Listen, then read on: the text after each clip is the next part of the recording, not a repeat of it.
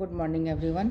मैं डॉक्टर अर्चना अनुपम प्रीलो 1 सोशियोलॉजी का जो चैप्टर है सोशल चेंज, मैं उसे डिस्क्राइब करने जा रही हूँ। सोशल चेंज यानी सामाजिक परिवर्तन।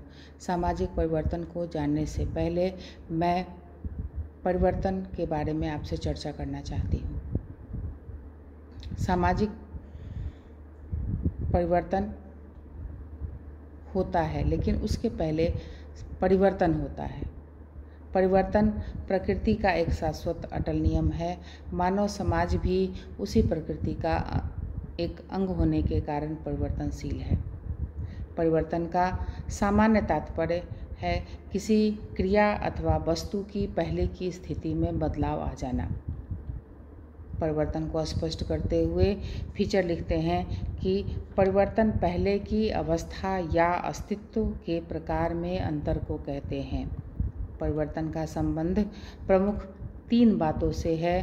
पहला वस्तु यानी ऑब्जेक्ट, दूसरा समय यानी टाइम, तीसरा भिन्नता यानी वेरिएशन। वस्तु की बात करते हैं यानी ऑब्जेक्ट की बात करते हैं तो परिवर्तन का संबंध किसी न किसी विषय अथवा वस्तु से होता है। जब हम कहते हैं कि परिवर्तन आ रहा है, तब हमें यह भी स्पष्ट करना होता है कि परिवर्तन किस वस्तु या विषय में आ रहा है। बिना वस्तु को बताए हुए हम परिवर्तन का अध्ययन नहीं कर सकते हैं।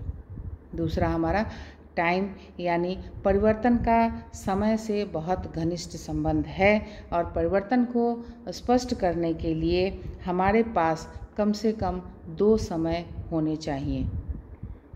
एक ही समय में हम परिवर्तन की चर्चा नहीं कर सकते। जैसे हम कहते हैं कि भारत में वैदिक काल की तुलना में वर्तमान समय में बहुत कुछ बदल गया है। समय के संदर्भ में ही परिवर्तन ज्ञात होता है।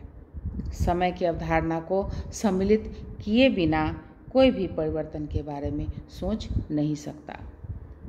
और तीसरा जो हमारा है भिन्नता यानी वेरिएशन। विभिन्न समयों में यदि किसी वस्तु में भिन्नता न आए तो परिवर्तन नहीं कहलाएगा।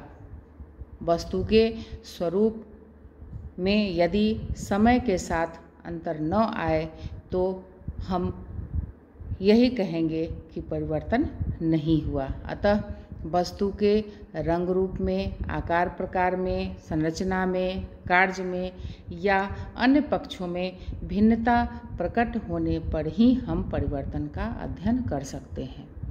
इन तीनों बातों को अगर हम एक साथ जोड़ते हैं तो एक बहुत अच्छी लाइन हमारे लिए बनती है परिवर्तन के संदर्भ में कि किसी वस्तु में 2 समय में दिखाई देने वाला भिन्नता ही परिवर्तन है। आइए अब हम सोशल चेंज के बारे में चर्चा करते हैं। सामान्यतः सामाजिक परिवर्तन का तात्पर्य समाज में घटित होने वाले परिवर्तनों से है। प्रारंभ में समाज वैज्ञानिकों ने उद्विकास, प्रगति, सामाजिक परिवर्तन में कोई भेद नहीं मानते थे और ये तीनों अवधारणाओं का प्रयोग एक ही अर्थ में करते थे। पहली बार सन 1922 में ऑगबर्न ने अपनी पुस्तक सोशल चेंज में इनमें पाए जाने वाले भेद को स्पष्ट किया। समाजशास्त्रीय साहित्य में इन शब्दों का काफ़ी प्रयोग हुआ।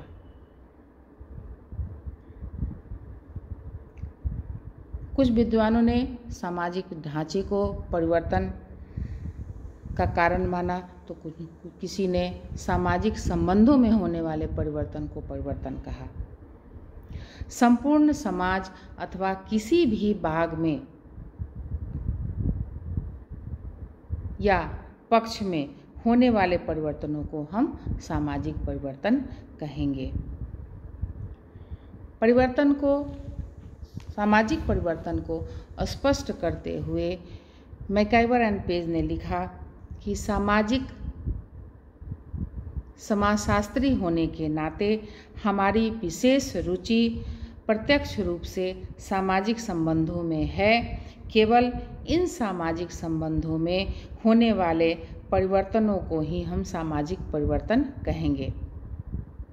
इस प्रकार मैकाइवर एंड पेज ने सामाजिक परिवर्तन की व्याख्या शुद्ध समाजशास्त्रीय दृष्टिकोण से करते हैं और सामाजिक संबंधों में होने वाले परिवर्तन को ही वो सामाजिक परिवर्तन की संज्ञा देते हैं, क्योंकि समाज का ताना बाना सामाजिक संबंधों से ही तो बुना हुआ है।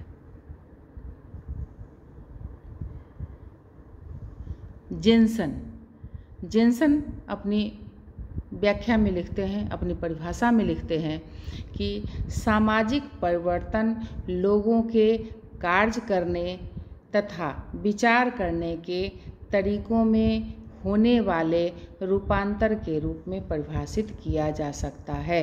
उनका मानना यही है कि जब किसी के विचार में, जब किसी के व्यवहार में परिवर्तन होता है तभी सामाजिक परिवर्तन होता है। जॉनसन जो समाजशास्त्री हैं, जॉनसन लिखते हैं कि सामाजिक परिवर्तन से मेरा तात्पर्य सामाजिक ढांचे के परिवर्तन से है, यानी सोशल स्ट्रक्चर में जब परिवर्तन आता है तभी परिवर्तन होता है। ये जॉनसन का मानना है और उन्होंने स्पष्ट किया कि मूल्यों, संस्थाओं, पुरस्कारों, व्यक्तियों तथा उनकी अभिवृत्तियों एवं योग्यताओं में होने वाले परिवर्तनों को भी सामाजिक परिवर्तन कहा गया है। उससे भी अलग गिलिन एंड गिलिन लिखते हैं। गिलिन एंड गिलिन का कहना है कि लोग जीवन जीने के लिए कुछ विशेष विधियां अपनाते हैं, रीतियां अपनाते हैं जो समाज द्वारा मान्यता प्राप्त होती है, यानी मान्य होती है। यदि इन विधियों में परिवर्तन आता है तो उसे सामाजिक परिवर्तन कहा जाएगा। उन्होंने अपनी परिभाषा सांस्कृतिक आधार पर की है और उन्होंने जो परिभाषा लिखी है उन्होंने कहा है कि सामाजिक परिवर्तन जीवन की स्वीकृत विधियों में होने वाले परिवर्तन को कहते हैं, चाहे ये परिवर्तन भौगोलिक दशाओं के परिवर्तन से हुए हो या सांस्कृतिक साधनों, जनसंख्या की रचना या विचारधारा के परिवर्तन से या प्रसार से या समूह के भीतर ही आविष्कारों के फलस्वरूप हुए हों। मतलब ये कि कहीं भी किसी में भी जब परिवर्तन होता है, चाहे वह समूह में परिवर्तन हो या किसी भी विचारधारा में परिवर्तन हो, और उस विधियों को जब समाज में रहने वाले सभी व्यक्ति अपनाते हैं और उस तरीके से कार्य करने लग जाते हैं तभी समाज में परिवर्तन आता है। इसी को और स्पष्ट करते हुए मेरिल और एल्ड्रिज लिखते हैं कि मानव क्रियाओं यानी ह्यूमन एक्शंस में होने वाले परिवर्तन सामाजिक परिवर्तन है, क्योंकि मानव क्रियाएं सदैव एक जैसी नहीं रहती है। हमारी क्रियाएं हमारे पूर्वजों से भिन्न हैं। यही नहीं बल्कि बचपन, युवावस्था, वृद्धावस्था की क्रियाओं में भी परिवर्तन होता है और भिन्नताएं पाई जाती हैं। वे अपनी परिभाषा में लिखते हैं कि जब मानव व्यवहार बदलाव की प्रक्रिया में होता है तब हम उसी को दूसरे रूप में इस प्रकार कहते हैं कि परिवर्तन हो रहा है। अब जितनी भी परिभाषाएं मैंने बताई हैं उन परिभाषाओं में यही स्पष्ट होता है कि सामाजिक परिवर्तन उन परिवर्तनों को कहते हैं कि मानवीय संबंधों, व्यवहारों, संस्थाओं, प्रथाओं, परिस्थितियों, कार्यविधियों, मूल्यों, सामाजिक संरचनाओं एवं प्रकारों में होते हैं। सामाजिक परिवर्तन के अंतर्गत निम्नलिखित तथ्यों को भी शामिल किया जाता है। ये 3 बातें मुख्य हैं। नंबर 1, सामाजिक ढांचे यानी स्ट्रक्चर, प्रकारों एवं प्रकारों मतलब फंक्शन में होने वाले परिवर्तन को सामाजिक परिवर्तन कहते हैं। नंबर 2, सामाजिक परिवर्तन का संबंध एक व्यक्ति अथवा कुछ व्यक्तियों के व्यवहारों, विश्वासों एवं मूल्यों में परिवर्तनों से न होकर समाज के सभी अधिकांश लोगों की जीवन विधि में परिवर्तन से है।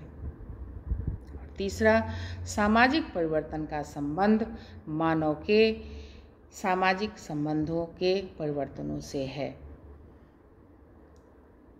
मुझे लगता है कि यहाँ तक आप लोगों को इस चैप्टर को, इस यूनिट को समझने में कोई समस्या नहीं आई होगी। तो यहाँ meaning and definition of social change का यूनिट समाप्त हो रहा है। यहाँ ये मेरा पहला वीडियो है, मैं इसे समाप्त कर रही हूँ। इसके बाद का जो नेक्स्ट वीडियो हमारा होगा कैरेक्टरिस्टिक्स ऑफ सोशल चेंज, यानी सामाजिक परिवर्तन की विशेषताएं, ये मेरा अगला टॉपिक होगा। Thank you.